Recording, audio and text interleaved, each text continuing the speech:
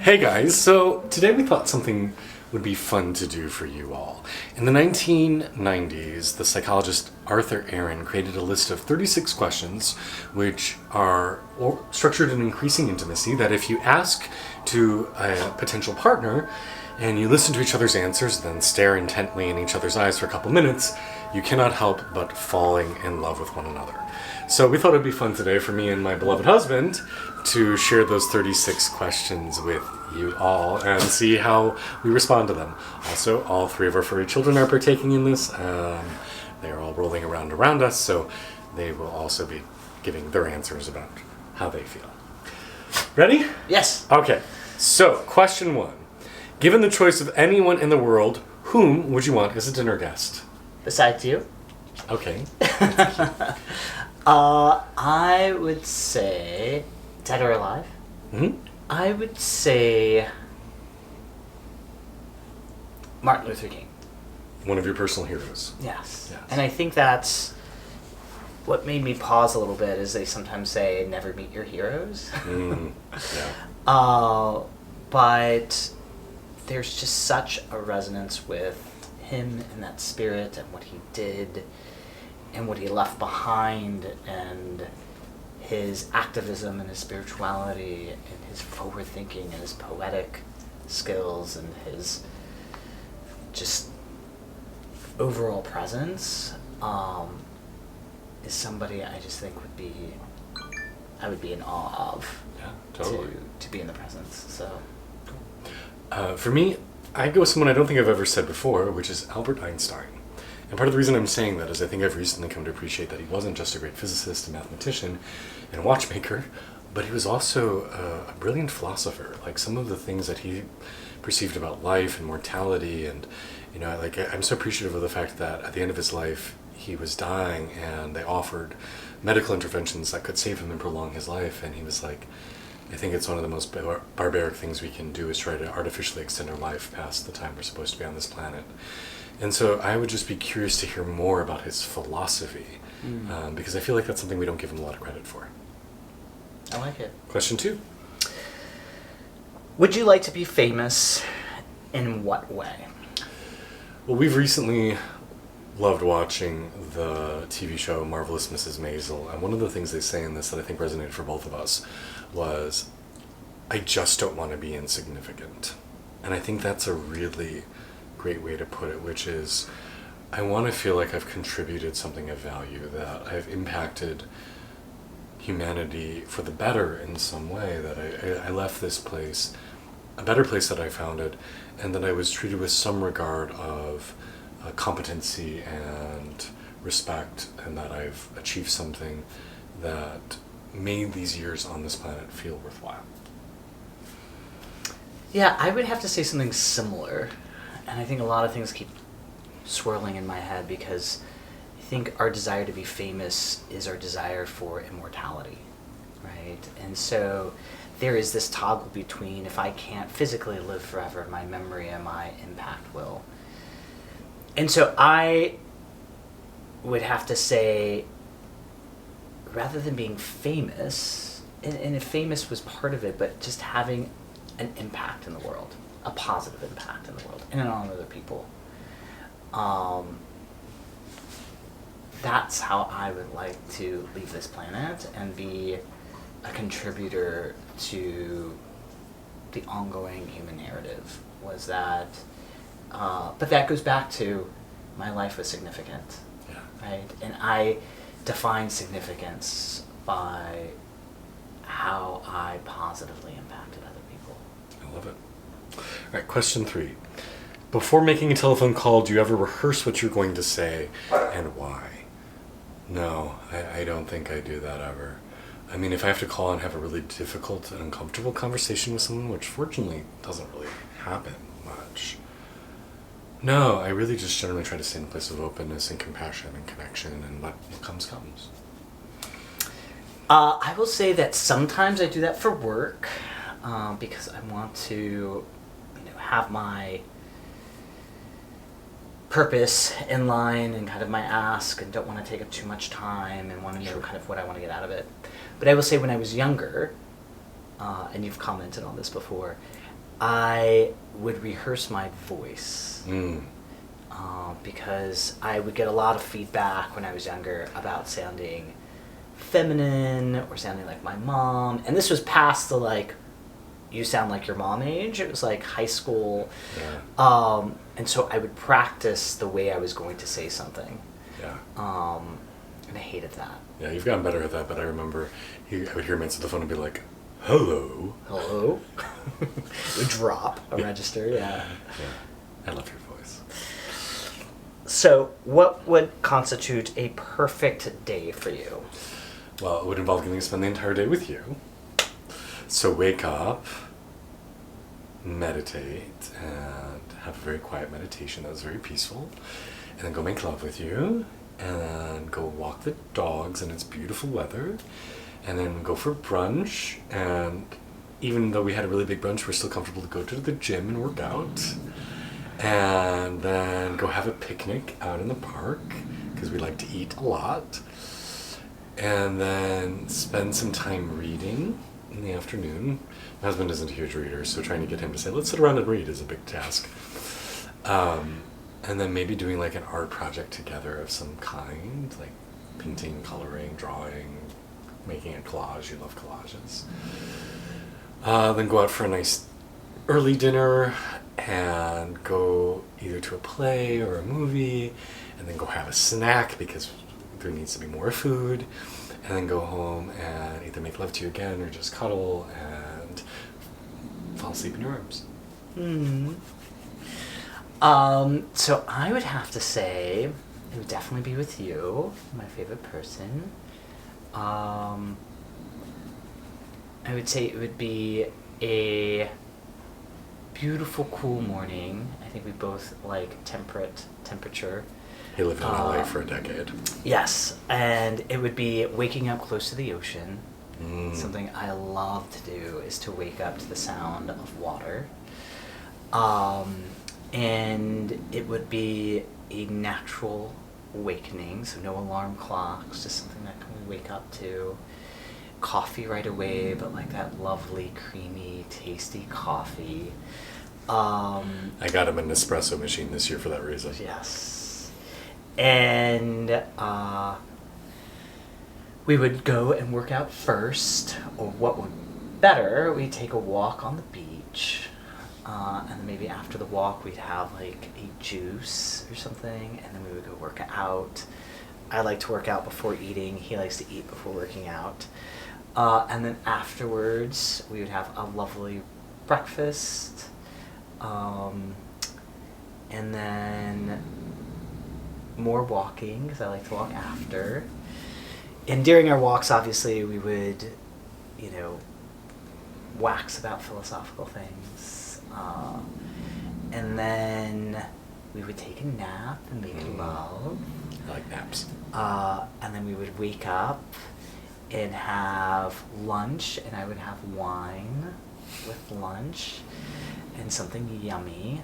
And then after lunch, play cards or something outside because it's gorgeous. Maybe go for a hike.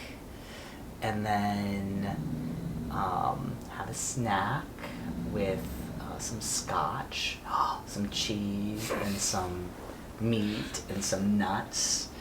And then have dinner at some point by candlelight. I like that we both have a lot of food. Yes, always a lot of food. And then in the evening by watching something or listening to some beautiful music by candlelight, hearing a fire crackle, something of that sort. Sounds perfect. And in December for his birthday, we're going to go back to the hotel where we were married in Mexico, which is an all-inclusive 5-star resort. So hopefully we'll be fulfilling that fantasy then. All right, so my turn. When did you last sing to yourself or to someone else? Well, I sing silly songs to you all the time, so probably this morning or yesterday. I also sing songs about my dogs, so I know I was definitely singing one of those in the elevator. Yeah, I think probably similarly. Maybe yesterday. I don't know if I was saying anything today, but I know both of us like to make little bitty songs. Yeah, I think I sang to you at the gym this morning. Maybe. Hello, I was singing that hello from Oh, the other yes. side because it was a reference to something. Sure. If you were able to live to the age of 90 and retain either the mind or body of a 30-year-old for the last 60 years of your life, which one would you want? The mind or the body of a 30-year-old? Well, I feel like this is a double-edged sword because I do think that for certain people, I've seen their mind become actually more deep and more mature as they've aged, and certainly the opposite. I wish there was a third option to say health of a 30-year-old, because that one I would go with.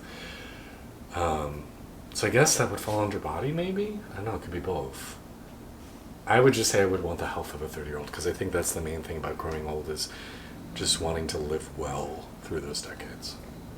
Yeah, without question, I didn't even think about it. The body of a 30-year-old. I love how our minds mature. And I would never want to go backwards in the mind of a person. That's true. I feel like we learn lessons, and wisdom is such a beautiful thing. And so I hope that my mind at 60 is a much more broader and dynamic and filled with life lessons that I would never want to give up. The body of a 30-year-old, I would definitely want to continue to allow my mind to explore the world as it would as a 30-year-old. And hopefully I can be somewhat close to that. So, yeah. Do you have a secret hunch about how you will die? It's really interesting. When I was younger, so probably 15, around that age, I used to have this vision, or I used to have this fear of death.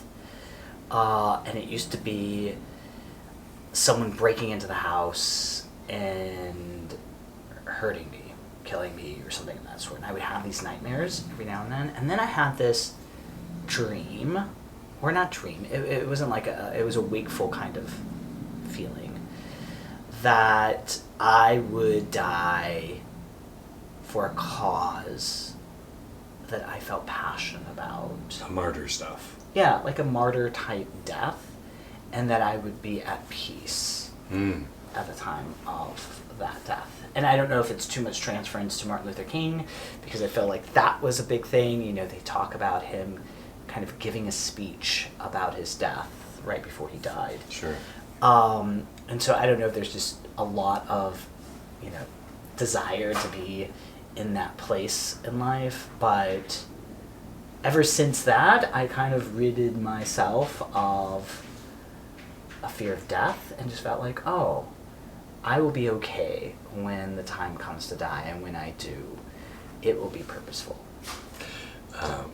Side note, this summer we met somebody who, not necessarily that he wanted to die this way, but that he said he's so contented to die this way. He was like, I just want to die by being eaten by a whale. If a whale wanted to eat me, I'd just surrender it and say, take me. Yeah, he didn't say he wanted to. He just said he would be at peace because a whale is so natural, and this I thought it was beautiful. It was and beautiful. This idea, he was so sweet. It was a bit dramatic, but like this idea that Yeah. if nature decided it was his time, Yeah. and he was going to be part of the natural kind of element of life, Yeah. then he would surrender to that. And so I felt like there was like a larger world or life lesson to that. Totally. It was kind of funny in the way that he described it, but I could appreciate that, like, when it's your time and it's in order of nature, that why would you resist that? Yeah. So. For me personally, when I was younger, I thought I was going to die young. Like, I had these visions of dying by like age 30. So that hadn't come to pass. But I did, in a plant medicine journey, have this vision of you and I being in our 90s and sitting in these like little white pods, and it was kind of futuristic. And we had like a dozen people that we loved surrounding us, and it was like our death ritual where we, it was kind of like, I don't think quite like assisted suicide, but it was this idea that we were just going to like, in our little pods, fly off into the ether, and that That would be the end of our life, like kind of like putting the elders on a glacier and just sending them off into a chunk of glacier, an iceberg, and sending them off into the ocean. That it was kind of like we were going to go dissolve back into nothing together. Yeah, there's something romantic. I don't like to use the word romantic, but there was something. I don't even want to use the word appealing. But during the AIDS epidemic in the 80s, it was not uncommon for men to throw a going away death party. And then do assisted suicide as they were getting to that point in their life. But this idea to be aware and part of your celebration of life. Yeah.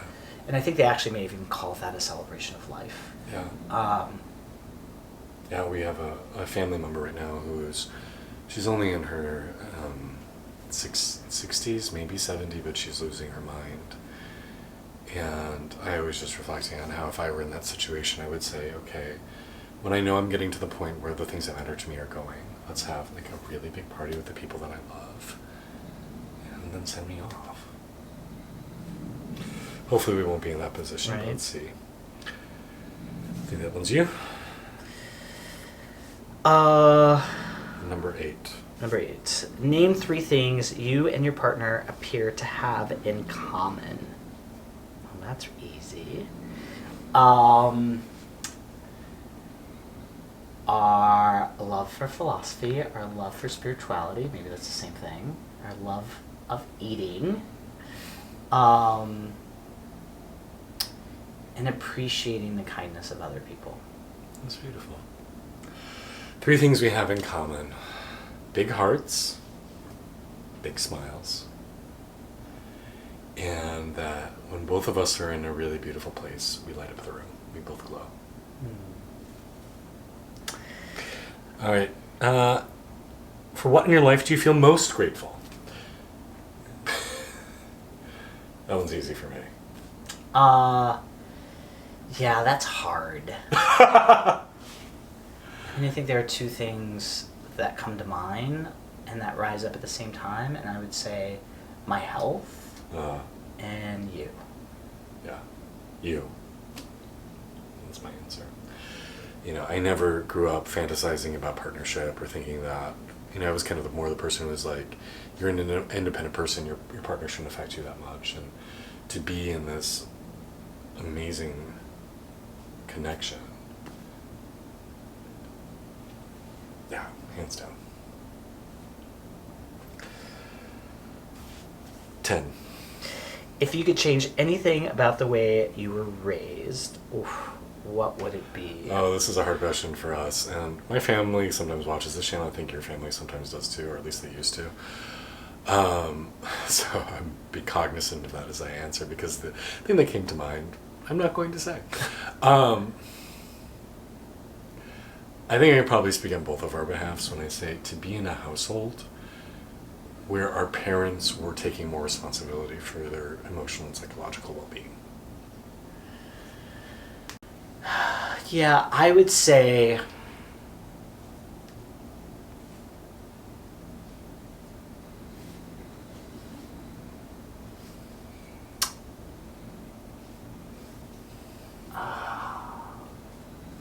yeah, I don't know, there's so much.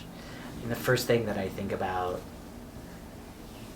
is, Maslow's hierarchy of needs. And I think for part of that inability to take care of oneself was the instability of where things were coming, right? Like, my mom was 14 when she came out pregnant and 15 when she had me. And we didn't have a lot. And I think that led to a lot of stress and a lot of discomfort. Not that you can't be happy and grateful when you're poor, or when you don't have a lot, but it was really a dominant theme growing up, was how little we had. So yeah, I think the little person in me says, I wish we had more money, wish we had more stable. Okay. Yeah. The next question we might have to skip over. Take 4 minutes each and tell your partner your life story in as much detail as possible. For the sake of this video and the fact that we know each other's life story very well, I think we're going to skip over this one because otherwise we'll be here for a very long time. I will say something, though. Great.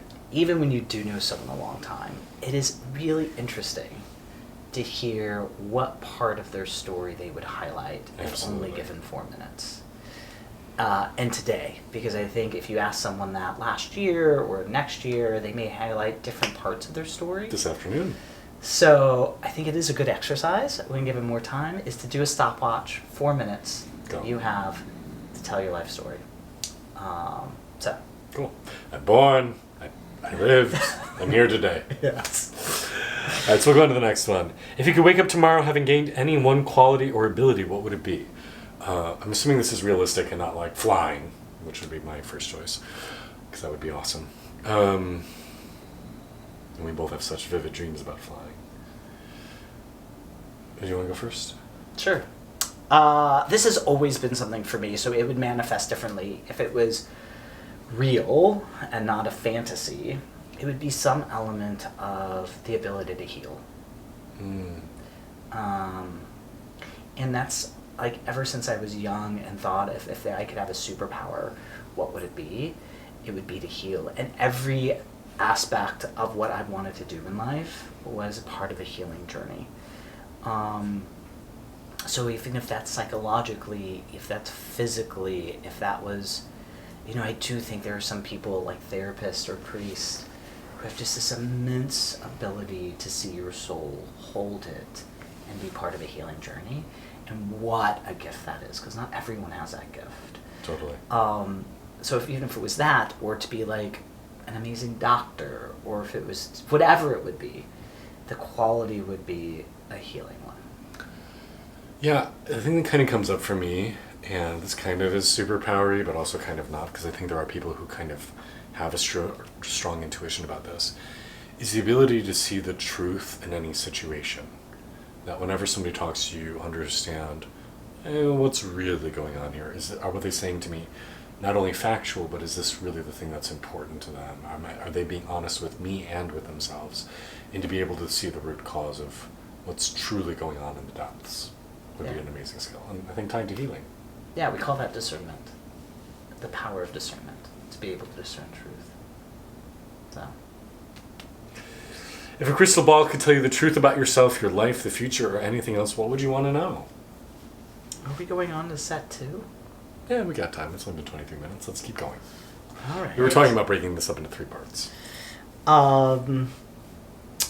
If a crystal ball could tell you the truth about yourself, your life, the future, anything else, what would you want to know? Oof.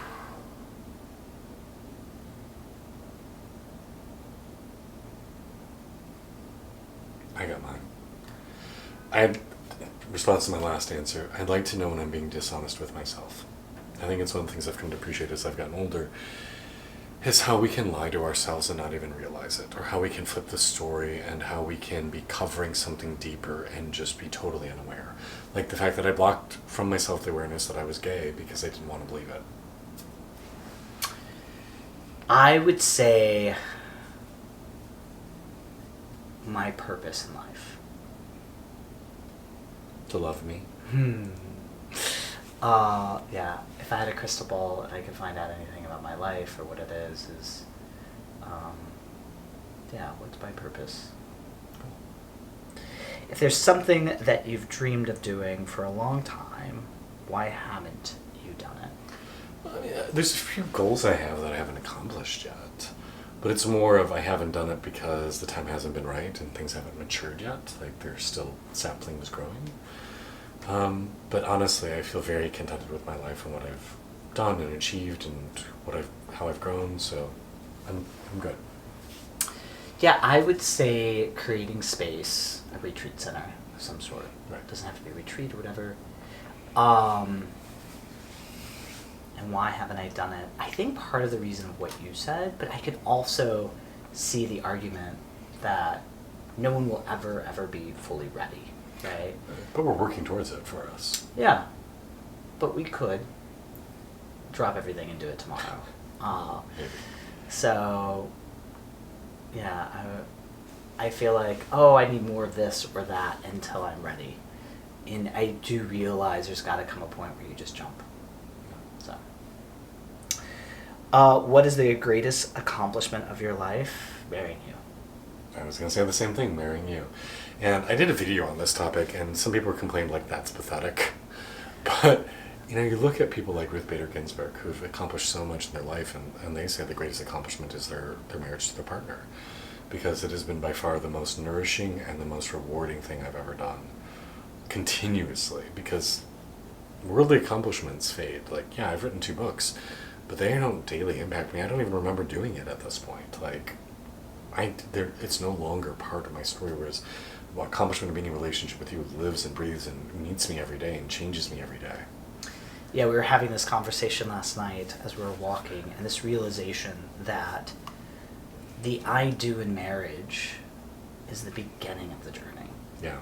Right? And that if you're going to have a good, flourishing relationship, that it's a daily investment. Yes. And that the I do or the promise isn't the finale, right? It is the beginning of a journey. And so, yeah, I feel really, really proud of what we've invested, what we've created together. And I really do see that having you by my side has allowed me to have other accomplishments. Totally. And so the foundation from the point of our marriage has been our relationship, and everything else has grown from that. And I am more, quote unquote, successful or accomplished than I was before. And obviously that's a lineage of life, some would say, but I really do think it's the combination of our spirits. So. Totally. What do you value most in a friendship? Or, yeah, in a friendship. Where's that? Oh, yes. What do you value most in a friendship? I would say kindness. That was one of the first things that came to mind for me. But I think sometimes people can be kind, try to be kind but then they're not actually being, because they're holding back true feelings, and will say nice things to you but not necessarily actually think them. And so I'm going to go with vulnerability. The willingness to be open and share what's really going on with them. What is your most treasured memory? I have one that kind of shocks me, and I'll say why it shocks me. I'm going to say our wedding day.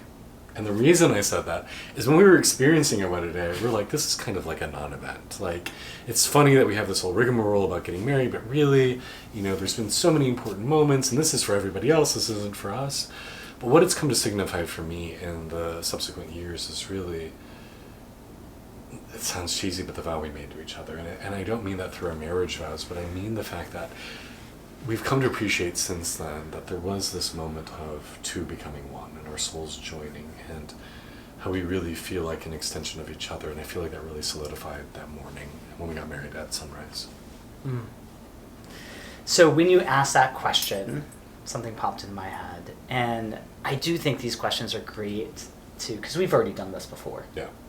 I don't remember what I answered. It was 8 years ago when we last did this. Yeah. So the answers would change, and I think I'd be curious if we taped it and then went back and did it 8 years from now, how much they've changed. But this memory comes to mind, and it's a memory of my childhood. And it's me in the car driving with my mother. And everything, well, for me, everything was amazing about my mother. Her voice was amazing, the way she looked was beautiful, everything. And I remember asking her, because she would sing this song to me from Sound of Music, raindrops on roses and whiskers on kittens. And I remember asking her to sing that for me. And I just felt like so cared for. Yeah, and it was just an idyllic moment of my childhood, or the way I like to remember my childhood. I love that. Yeah. The next question is, what is your most terrible memory? Do you have one that comes to mind right away? I don't know if this is my most terrible memory, but something came to mind when you were telling about feeling unconditional love with your parents. I have a memory of the opposite, where my parents were fighting and I was hiding under a dining room chair. I was probably like 4 or 5 years old, and my dad got so angry that he threw one of my toys, which was like this green plastic wrench, down the hallway, and at the end of the hallway was this floor to ceiling folding door that was covered in a mirror, and he threw it and the whole mirror shattered. And this like complete feeling of abandonment, fear, existential threat to my life at a very young age. Yeah, I would say, similarly, there's something I probably would say, but I won't. I'll say the second most frightening thing that comes to mind is similarly where my parents were fighting. And my mother was much more, the way that she fought was yelling and whatnot. And my father traditionally would not respond in that way. But this time he did. And he got really upset and was trying to, I don't know if he was trying to, but it felt like this to me, match her in intensity, which then increased the intensity of the fight. And it was the first time ever that I ran into my closet and closed the door. And so wished I was anywhere but there. Okay. We'll do 2 more, and then we'll continue this at some other point. If you knew that in 1 year you would die suddenly, would you change anything about the way you were living now, or why? If I only knew I had 1 year to live, I think I would work to find you a wonderful replacement for me. I would do my best to make sure that you were filled with love and had a wonderful experience and a reason to keep living. And I would make sure that any of the projects that I've left uncompleted, I would try to like finish the final book, but just to make sure that I lived every day with as much connection with you as I could. I would probably ask you to quit your job so we could spend every day together. But apart from that, I love the way we live, and I wouldn't want to change anything. Yeah, I'd have to say, I don't know if I'd look for a replacement for you. I know, if you were dying in here, I would be going with you. But I will jump on the funeral pyre. If I knew I was going in a year, yeah, it would be definitely quit my job. Definitely spend every moment with you and creating new and exciting memories.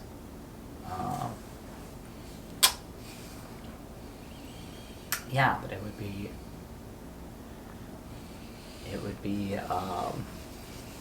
I would try to make every day an adventure of some sort. One more question for right now. What does friendship mean to you? I have a lot higher standards from my friends than he does. For me, I want a fucking lot. I'm like, you need to show up, you need to give as much as you take and reach out in equal amounts, which I know is a big thing for you too. You don't want to always be the one reaching out. You have to be vulnerable. You have to be the kind of person I want to spend time with, someone I aspire to be like, truthful, dedicated, honest, vulnerable, because those are the things I offer, and I want to feel equally met. I want to feel safe. Yeah, that's true. I mean, you treat your friends like a second relationship, like a second partnership, in a sense. I do think that you hold our relationship primary, but the way in which you show up for your friends is not a whole lot differently than the way you show up for me, which I admire. I think there's part of me that at the beginning felt really jealous of that, but I've come to admire. For me, friendship is about, I think the biggest thing is about, I don't know if loyalty is the right word, as much as, yeah, being willing to be there through through the good and the bad, and to talk about it when it gets difficult. I don't think you need to be all things to me, but I want you to be able to show up when I need you or when you need me. And to be kind, to be motivating. I do believe, and you've said this many times, that we are the sum or the qualities of the people we hold closest to us. Totally. So I also want to make sure that my friends and the people I'm in relationship with have qualities I admire. So. Cool. Well, we're about halfway through the list, and on the note of that last question, we have a friend coming over for lunch. So we're going to pause it here, and I will pick up with you soon the rest of these 36 questions. Thank you for joining us. Thank you for listening and sharing space with us. I hope you've enjoyed more insight into our relationship and these kind of deeper questions that get us off. But most of all, thank you to you for being such an amazing art and an amazing man. And I would love it too, I'm sure we both would, if you decide to do this with somebody else, to drop in the comments or whatever what your experience was. Because we found that this exercise made us closer and more intimate. Yeah. But we would love to hear what your experience is doing this. Yeah, we did this for the first time. We were probably like a couple months into our relationship, and we were having a hard week. Things were difficult, so I went out for dinner, and I was like, we're going to do these questions. And he's like, no, we're not. This is too intimate. We'll do it in private. I'm like, no, we're doing it now. And by the end of dinner, things had shifted. Yeah. So it helped us get us through a little rough patch. I agree. So we'll be back with more.